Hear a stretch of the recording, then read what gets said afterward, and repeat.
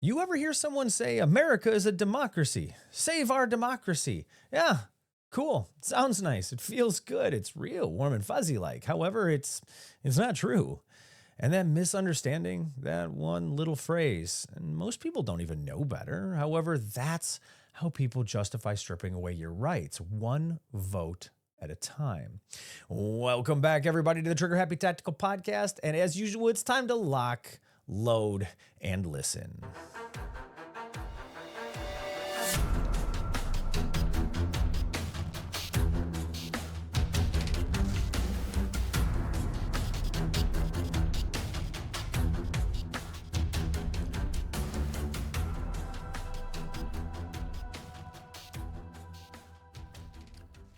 All right, today we're diving into something that sounds real boring on the surface. It's civics and it's government structure and founding documents.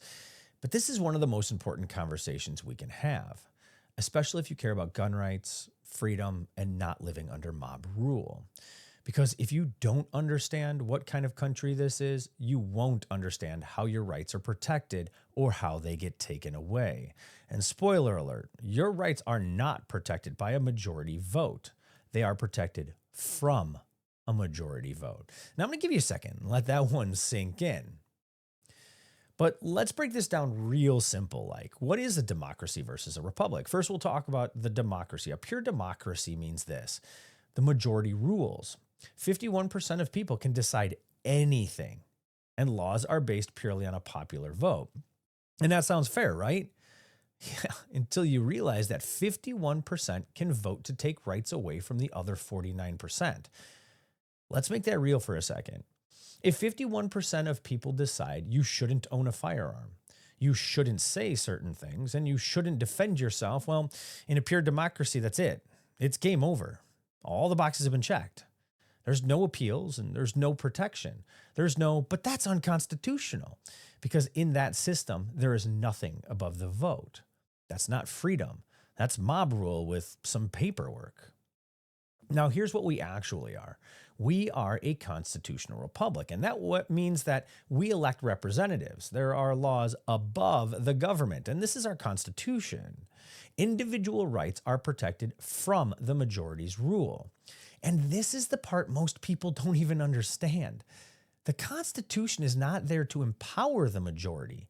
It's there to restrain everyone, including the majority. See, this is key because in a republic, there are things you can't vote on. You don't get to vote away free speech or due process or the right to defend yourself. And yes, of course, you don't get to vote away your right to keep and bear arms.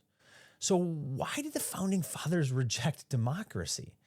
Well, the Founding Fathers weren't stupid.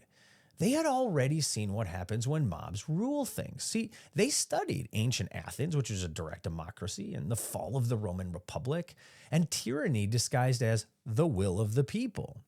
And they came to one conclusion: pure democracy is dangerous as hell.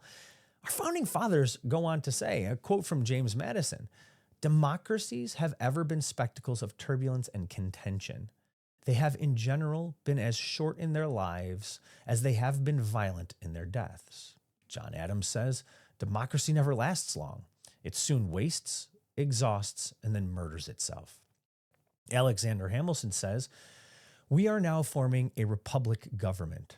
Real liberty is never found in despotism or in the extremes of democracy." Ben Franklin, when he was asked what kind of government we have, he says, "A republic, if you can keep it."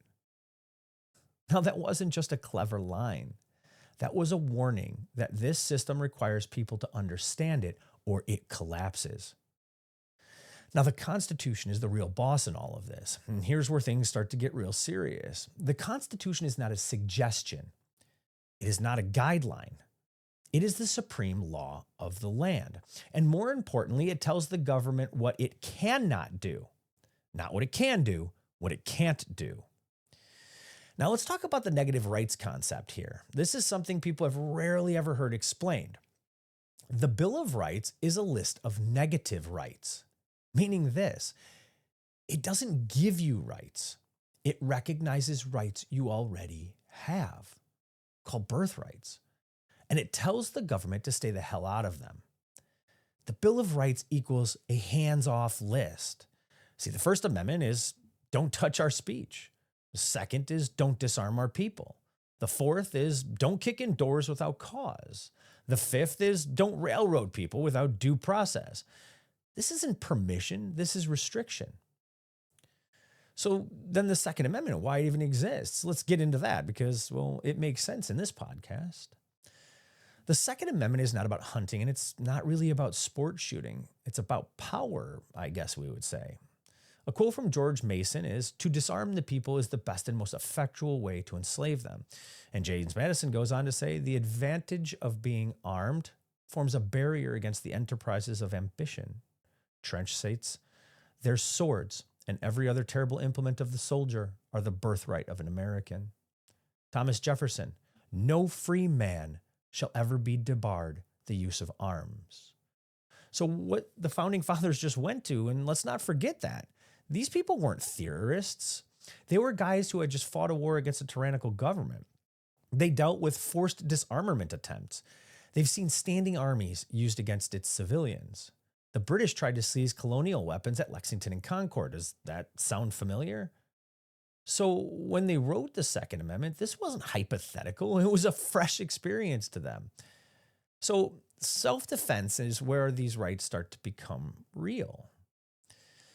All right, let's take this a bit out of the history books for a second and bring this actually into your living room, because everything we just talked about, the Constitution and the Second Amendment and the founders, none of this matters if you don't understand what this looks like in real life. Self-defense is personal. When we talk about firearms, people love to jump straight into politics and laws and headlines, but they skip the most important part. Self-defense is personal. This is about you, your family, your home, that moment when something goes wrong and no one is coming to save you. Because let's be brutally honest for a second, the police are not your personal security detail. They're minutes away, sometimes longer, and they're showing up after something has already happened. So what's the legal reality? Well, you're responsible. Here's the reality most people don't want you to say out loud. You're responsible for your own safety. Not the government, not your neighbor, and not policy. And the courts have reinforced this time and time again. There is no guaranteed duty for the police to protect you individually in the moment. That means when it goes bad, it's on you.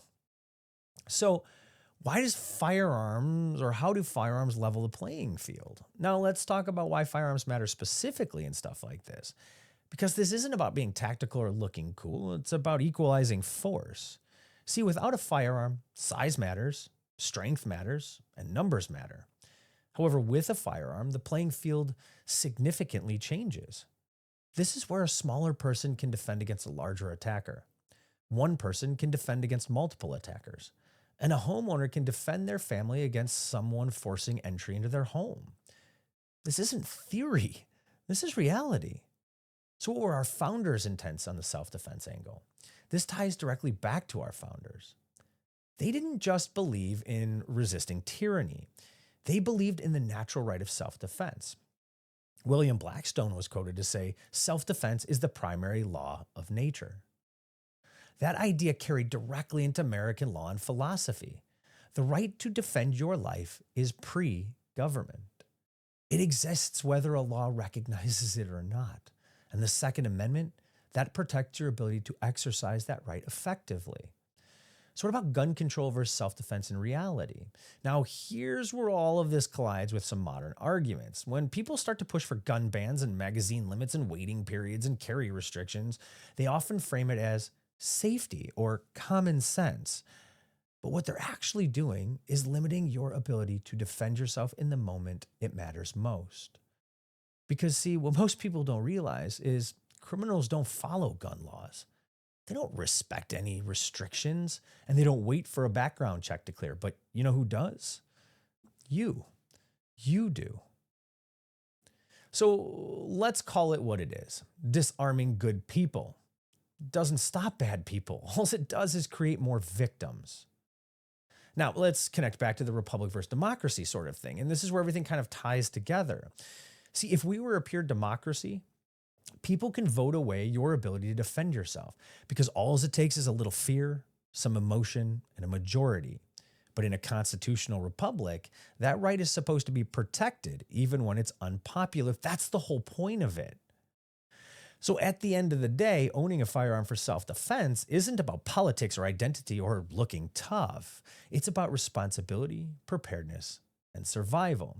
And understanding that safety is your job and nobody else's. And this isn't just someday, or it's not maybe, it's all day, every day. See, rights are not voted on. And here's where people get this shit really twisted. You'll hear things like, well, most people want stricter gun laws. The majority supports this. That's cool, but it doesn't fucking matter.